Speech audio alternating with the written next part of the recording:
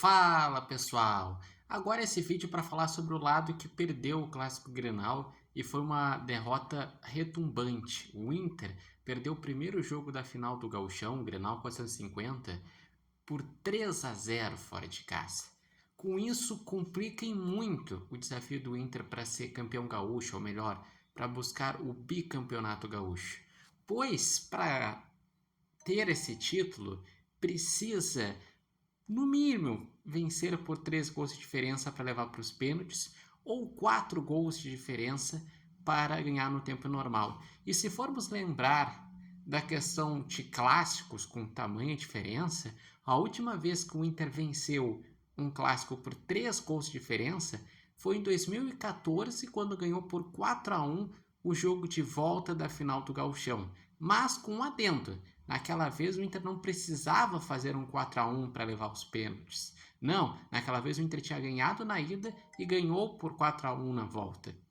E se for tentar lembrar por 4 gols de diferença, daí realmente eu não me lembro quando foi a última vez que o Inter venceu um clássico Grenal por 4 gols de diferença. Então, com certeza é uma missão muito difícil. Podemos dizer que no primeiro clássico do ano o Inter venceu fazendo 4 gols e fez um grande jogo, poderia até ter feito mais, mas para isso o Inter teria que repetir a atuação que teve no primeiro clássico e o Grêmio repetir a atuação que teve no primeiro clássico para ter alguma chance. Só que eu acredito que o próprio Grêmio mostrou que tirou lições daquele clássico, mudou um time, botou um time com mais intensidade, encarou de ir para cima, de ser ofensivo, entender que clássico se ganha também dividindo no meio de campo e acabou ganhando com merecimento. O Internacional eu vi muito nos comentários falando sobre a arbitragem. Que o Internacional teria sido prejudicado e por isso que o placar foi tão longo. Eu vi o Pesolano dizendo que o Daniel Nobre Bins tem camisa do Grêmio, que o Daronco também, que quando foi 11 contra 11 estava 0-0, depois entrou a arbitragem, reclamação do Fabinho Soldado, daí o Alan Patrick falando que o Grêmio foi soberbo, que provocou quando estava 3-0.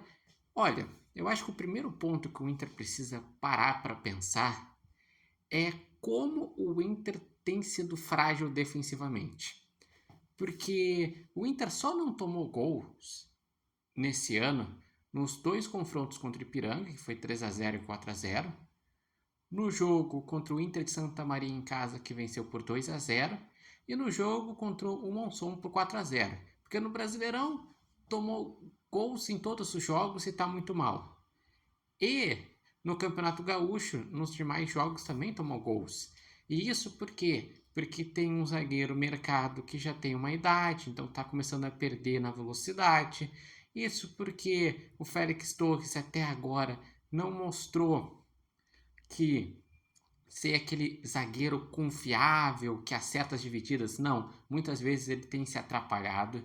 O Vitor Gabriel, que entrou ao decorrer do jogo, é ainda um jogador promissor, mas é jovem, vai oscilar. Ele até acabou fazendo um gol contra, o terceiro gol do Grêmio. É os laterais do Inter que tem dificuldade quando tomam um contra-ataque, e isso foi muito explorado tanto pelo Amuso como pelo enamorado, não só nos gols que eles fizeram, mas em outros momentos da partida. E em relação ao jogo, sim, foi dividido em 2 partes. Até os 32 minutos, quando estava 11 contra 11, estava um jogo equilibrado, com o Grêmio com a iniciativa, porque estava jogando em casa, mas que faltava o Inter conseguir articular mais, apertar mais. Não estava um Inter agressivo, como, por exemplo, tinha sido o Inter no ano passado, quando jogou a final na Arena e construiu um 2-0. Ali tu já via um Inter indo para cima, buscando ter a bola, fazendo gols. E nessa vez tu via um Inter que estava mais satisfeito com um 0-0, digamos assim.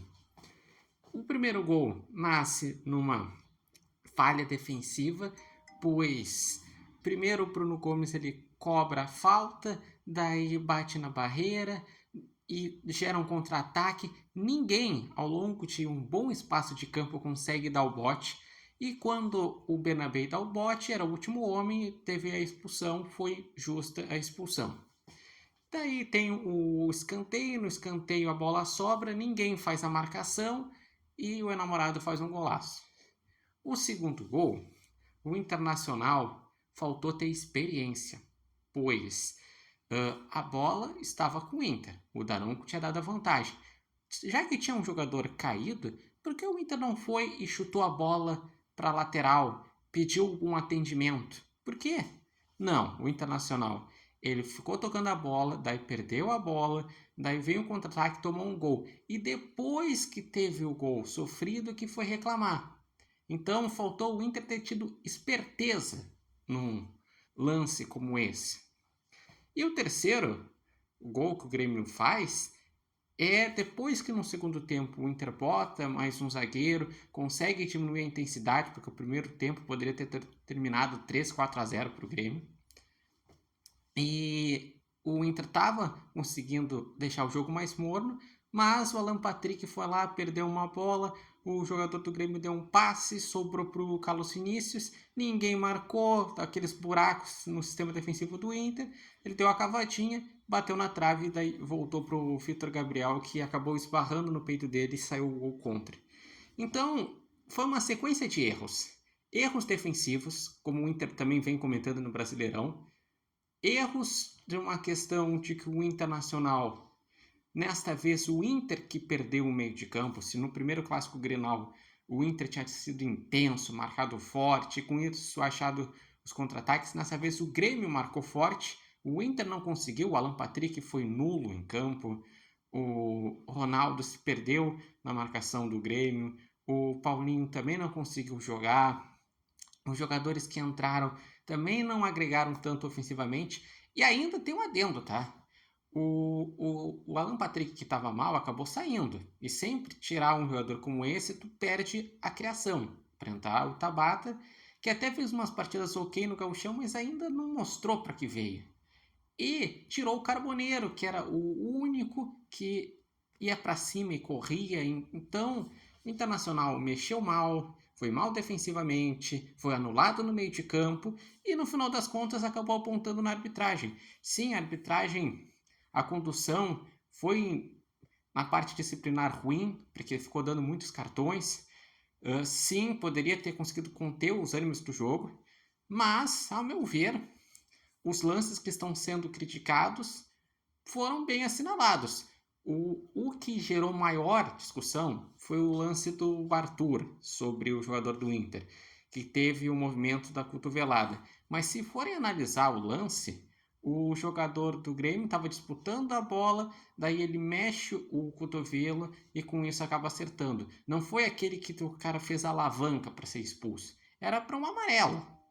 Enfim, o Internacional ele realmente foi abaixo e precisa essa semana trabalhar muito, entender os seus erros para daí sim conseguir pelo menos no jogo de volta fazer uma partida competitiva e tentar ganhar o jogo de volta para não sair tão feio. Claro, se conseguir as circunstâncias do jogo derem a possibilidade, tipo tem um expulso do Grêmio, o Inter faz um gol e daí começa aquela pressão, daí pode ser que dê para acreditar. Mas por enquanto, o primeiro desafio do Inter é não fazer um clássico Grenal tão ruim como fez nesse jogo. E vocês, o que acharam da partida? Os destaques? Qual a expectativa para a volta? Quais foram os principais erros? Deixem aqui nos comentários. Lembrando que esse vídeo tem oferecimento de Barbearia Independência e vocês podem acompanhar o Repórter Matheus Wolff no TikTok, no Instagram e no canal do YouTube Repórter Matheus Wolff. Mas eu repito, botar na arbitragem uma atuação tão fraca é não criticar as falhas que o Inter teve taticamente, tecnicamente e as fragilidades que o Inter tem no próprio elenco, como, por exemplo, a falta de um zagueiro mais confiável.